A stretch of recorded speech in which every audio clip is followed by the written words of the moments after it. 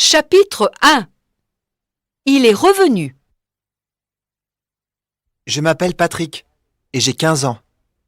Je vis dans un petit village des Alpes françaises. Aujourd'hui, c'est le premier jour des vacances de Noël. Je fais du ski avec Vincent, un ami plus âgé que moi. Il a 20 ans et va bientôt passer un examen pour être moniteur de ski. J'adore la montagne, l'été comme l'hiver. Plus tard, je veux être guide de haute montagne. C'est un métier extraordinaire. Il consiste à accompagner en toute sécurité des gens dans la montagne. Je m'y prépare déjà en lisant beaucoup de livres sur le sujet. Je fais aussi beaucoup de randonnées en montagne. Il fait très beau ce matin. L'air est froid et sec. Il n'y a pas un nuage dans le ciel et le soleil illumine la neige. C'est magnifique. Il a beaucoup neigé cette nuit. Vincent et moi, nous sommes partis très tôt. Nous sommes montés au-dessus de notre village, en haut du Mont Joli. Il y a une vue extraordinaire sur la vallée et sur le Mont Blanc, le plus haut sommet d'Europe. Tu es prêt pour la course ? Me demande Vincent. Le dernier en bas a perdu. En avant ! Je m'élance sur la piste. Il y a quelques années, Vincent gagnait facilement les courses. Mais maintenant, avec mon surf des neiges, je vais plus vite que lui. Je file à toute vitesse. Un grand virage à droite. La neige vole sur mon passage. Le vent siffle dans mes oreilles. Un grand virage à gauche. Et boum, la chute. Vincent me demande. Alors, la neige est bonne ? Elle est surtout froide. J'ai de la neige partout, même dans le dos. Je suis vexé d'être tombé. Je me relève rapidement, ne lui réponds pas et continue la descente le plus vite possible. Après quelques minutes, j'arrive le premier en bas. Quand Vincent me rejoint, je lui crie « Il faudra t'entraîner un peu plus si tu veux gagner la prochaine fois !» Ce sont mes skis ! S'amuse Vincent. Ils sont un peu fatigués ce matin. Nous éclatons de rire, Suis-moi. dit Vincent. Il n'est pas tard. Nous allons dire bonjour à Ernest. Ernest est le plus vieil habitant du village. Il a 80 ans et habite une ferme à l'écart du village avec sa femme, Martine. J'aime beaucoup Ernest. Pendant les vacances, je vais souvent le voir. Il me raconte toujours des histoires sur le village et sur la montagne. Lorsque nous arrivons chez lui, Ernest est devant sa maison, la tête penchée vers le sol, en train d'observer la neige. « Tu as perdu quelque chose ?» lui demande Vincent. Ernest se relève. Il semble content de nous voir. « Oh, mes amis, regardez ça !» Ernest nous montre des traces dans la neige.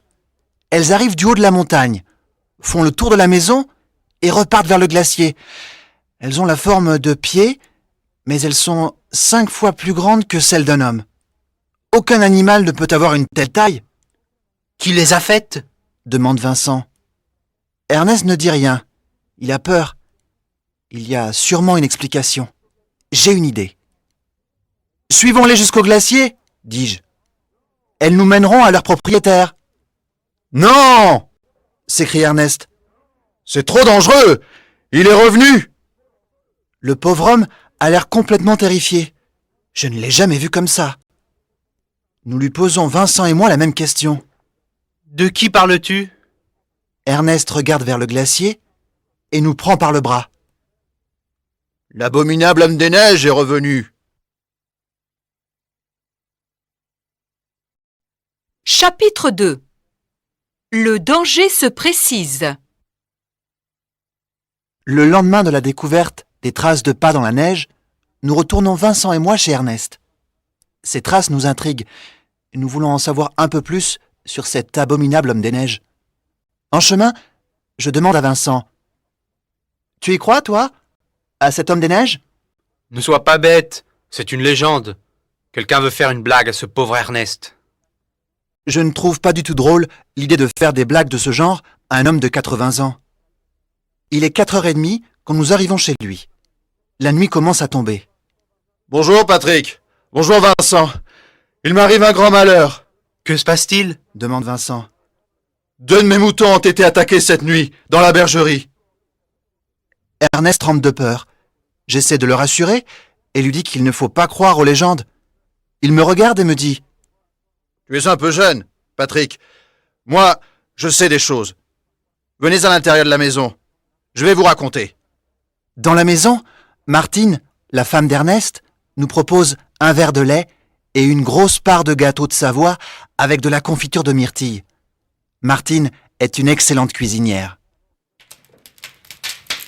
Nous nous installons autour de la table et Ernest raconte.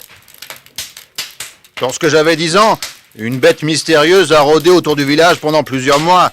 Elle vivait dans le glacier et descendait la nuit pour attaquer les animaux.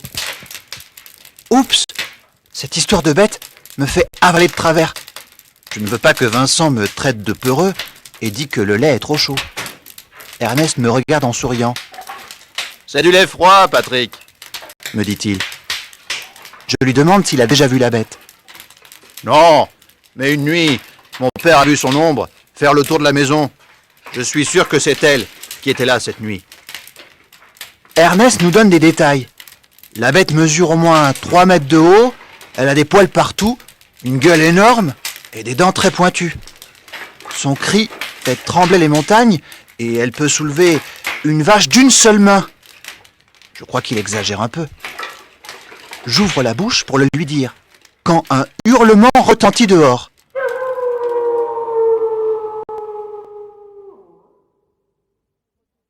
Vous entendez ? Dit Ernest. C'est la bête ! Nous sortons tous de la maison. Les cris recommencent.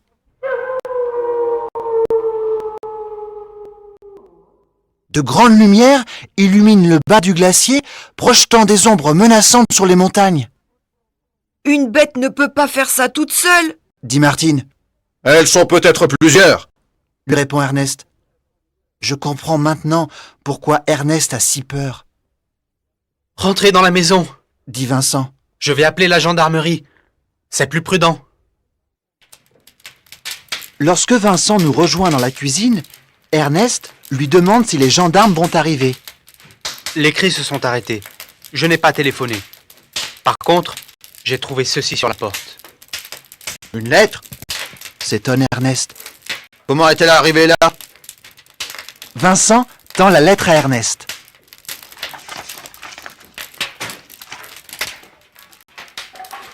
Celui-ci la lit à haute voix. L'abominable homme des neiges est revenu. Partez ou la fureur blanche tombera sur vos maisons avant la fin du mois.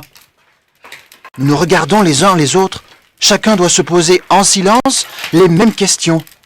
Qui a écrit cette lettre ? Qui l'a accrochée sur la porte de la maison ? Pourquoi veut-on faire peur à Ernest et Martine ? Une autre question me vient à l'esprit. Pourquoi Vincent n'a-t-il pas appelé la gendarmerie ?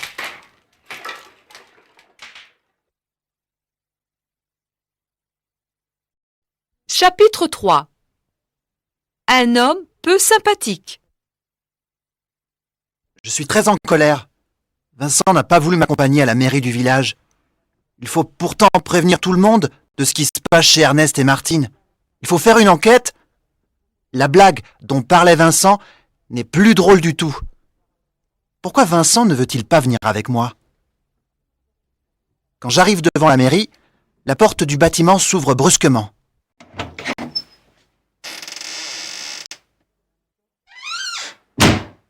Un homme sort et me bouscule. Il ne s'excuse pas et continue son chemin. « Hé, vous pouvez faire attention !» Il se retourne et me répond. Quelque chose ne va pas ? « Vous m'avez bousculé ?» Ah bon ? Mais pourquoi restez-vous derrière la porte ? Ce n'est pas un parking ? Et puis je n'ai pas le temps de discuter avec un gamin. Il s'en va en grommelant. Il paraît qu'on apprend la politesse à tous les enfants. Je pense qu'il y a des adultes qui ont la mémoire courte. J'entre dans la mairie et me dirige vers le bureau du maire. Je le connais bien, c'est mon oncle.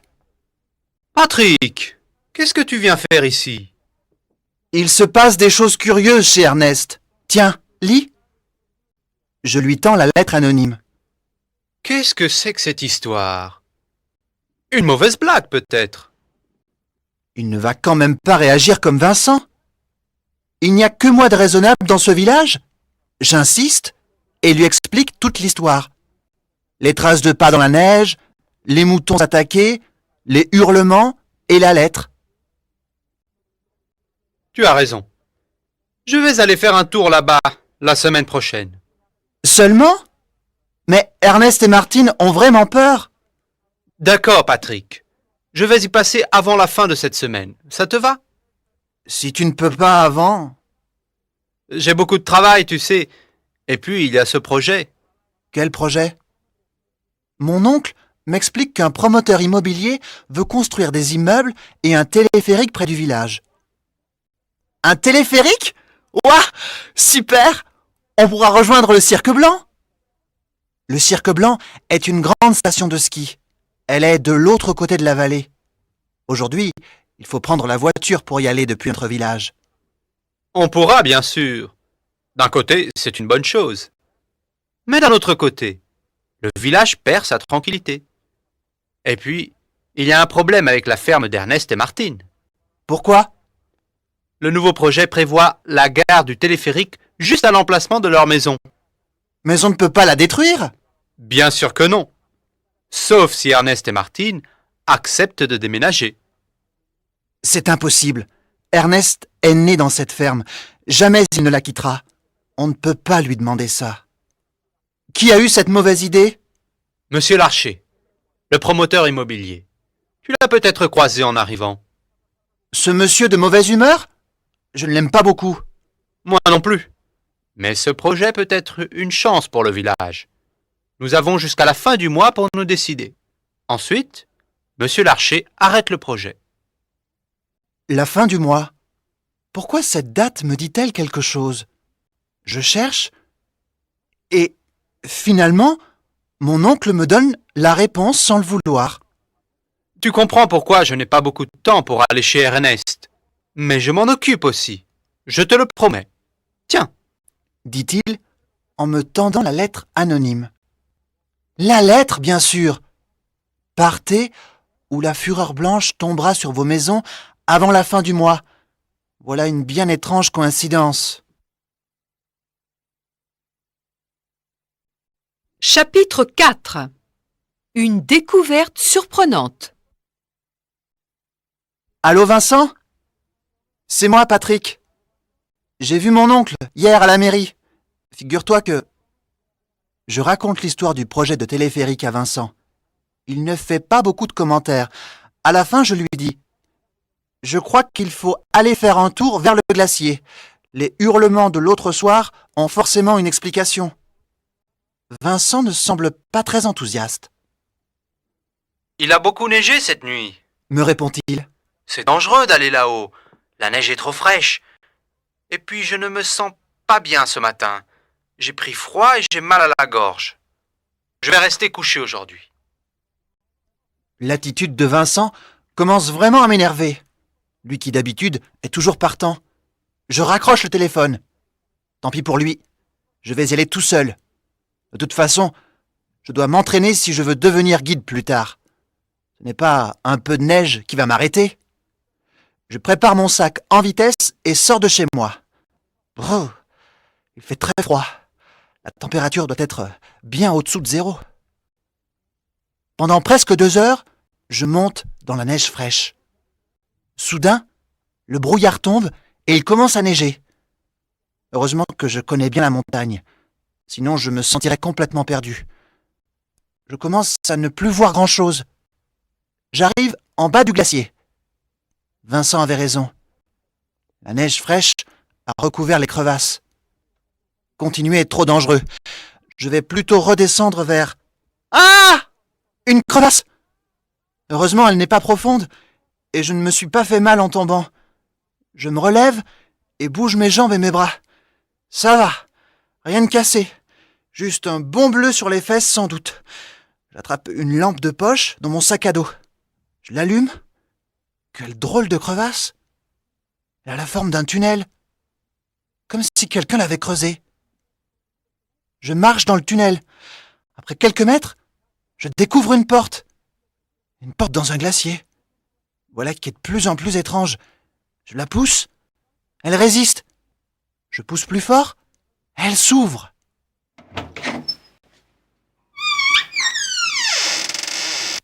Il fait très noir de l'autre côté. J'éclaire avec ma lampe. Je dois être dans une grotte? Mais qu'est-ce que c'est que ça? Sur une table se trouve un magnétophone et des haut-parleurs. Des caisses en bois et de grands projecteurs sont posés sur le sol. Voilà d'où provenait la lumière que nous avons vue l'autre soir. Je parie qu'il y a des hurlements enregistrés sur une cassette. Je m'approche de la table et attrape une cassette que je mets dans l'appareil. Je vais appuyer sur le bouton du magnétophone quand j'entends un bruit. Quelqu'un vient. Je dois me cacher vite. Je plonge derrière 2 caisses en bois et essaie de me faire aussi petit que possible. Une porte s'ouvre et une lumière s'allume dans la grotte. Je respire le moins possible. Mon cœur bat très vite. Des pas s'approchent de la table. Qui est-ce? Sans faire de bruit, je tourne la tête et regarde à travers l'espace laissé entre les 2 caisses en bois. Une créature pleine de poils est assise sur la chaise. L'abominable homme des neiges. À ce moment-là, la sonnerie d'un téléphone retentit. Je vois la bête fouiller dans sa fourrure et en sortir un portable. Allô? Je reconnais sa voix. C'est celle de... Chapitre 5. L'abominable homme des neiges a un nom. Vincent. La voix de l'abominable homme des neiges est celle de Vincent. Comment est-ce possible? J'écoute ce qu'il dit au téléphone. Non, je n'en peux plus, j'abandonne. On n'avait pas dit ça. Vous êtes complètement fou. Vincent range son portable. Il est furieux. Je sors de ma cachette. Vincent, qu'est-ce que tu fais avec ce costume? Il se lève d'un coup et se retourne. Patrick, je t'avais dit de ne pas aller vers le glacier. Tu vas m'expliquer ce que... Hé, ça va mon vieux, tu n'es pas mon père. Et j'ai l'impression que c'est plutôt toi qui me dois des explications. Je montre du doigt le magnétophone, les projecteurs et son costume d'abominable homme des neiges. Vincent s'effondre sur la chaise. Je ne peux rien te dire. Je suis désolé. Je comprends maintenant son attitude étrange chez Ernest et Martine l'autre jour, lorsqu'il n'a pas appelé la gendarmerie. Quant à la lettre anonyme, inutile de se demander plus longtemps qui l'a accrochée sur la porte.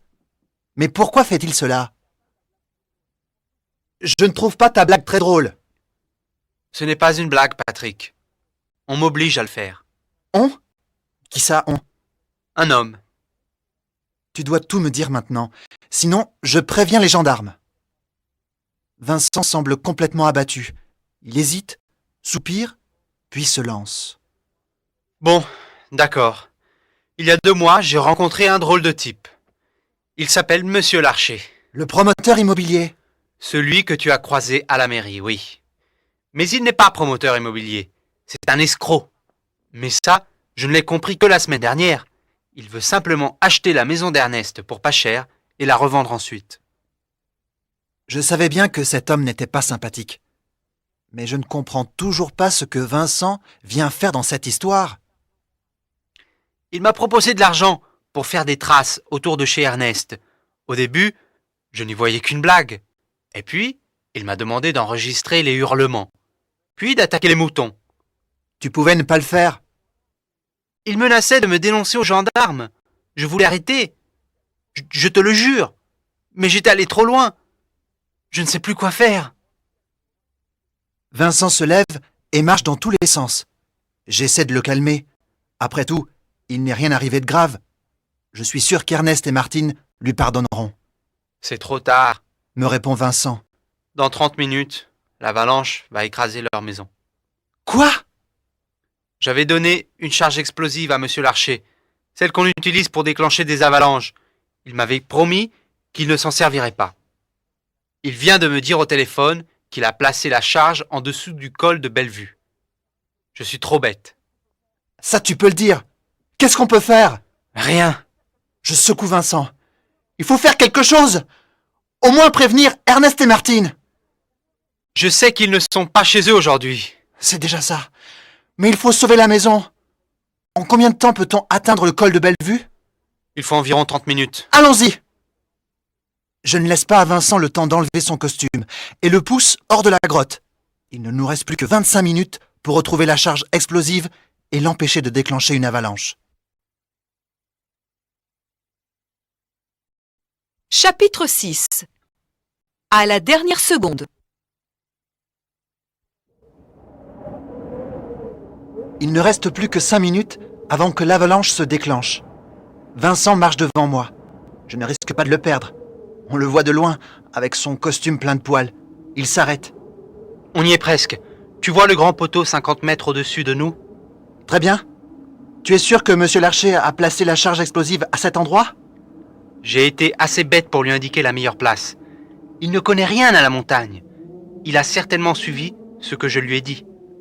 J'ai été si stupide. Je crois que le mot n'est pas assez fort. Il faut nous dépêcher. Nous ne sommes plus très loin, mais la neige est profonde et chaque pas nous demande un gros effort. Vincent avance difficilement à cause de son costume qui est très lourd. Mais après tout, c'est de sa faute si nous sommes là. Tout à coup, Vincent crie. Ah! Il s'est tordu le pied. Il essaie de marcher, mais crie de douleur à chaque pas. Je l'encourage. Nous ne sommes plus très loin, Je n'en peux plus! me dit-il. Nous ne pouvons pas abandonner si près de l'objectif. Et si nous restons là, l'avalanche va nous entraîner avec elle. Je décide de continuer tout seul. Vincent me crie que c'est trop dangereux. Je ne l'écoute pas et marche le plus vite possible. La neige est si profonde que je m'enfonce presque jusqu'aux genoux. 3 minutes plus tard, je suis au niveau du poteau. Je creuse un peu la neige et trouve la charge. 3 bâtons explosifs de couleur marron collés par du scotch vert. Un petit écran sur lequel défilent des chiffres jaunes et 2 fils, un bleu et un rouge.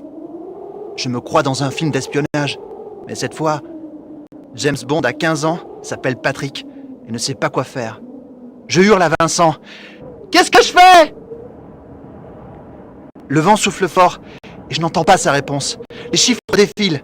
60, 59, 58, 57, 56. Il reste moins d'1 minute. Dans les films, le héros se demande toujours s'il faut arracher le fil rouge ou le bleu. Je hurle à Vincent. « Le rouge ou le bleu ?»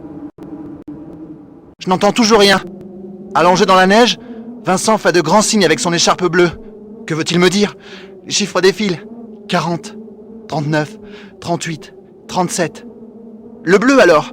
J'attrape le fil bleu. 25, 24, 23. Je jette un dernier coup d'œil vers Vincent. Il est debout. Il jette en l'air son bonnet. 10, 9, 8, 7. Celui-ci est aussi bleu. 4, 3, 2. Je n'hésite plus. J'arrache le fil bleu. Le chiffre 1 reste affiché. La charge n'a pas explosé. Il n'y aura pas d'avalanche. Je me couche dans la neige et respire profondément. On a réussi. Lorsque je rejoins Vincent, celui-ci me serre dans ses bras et me félicite. Il est très excité.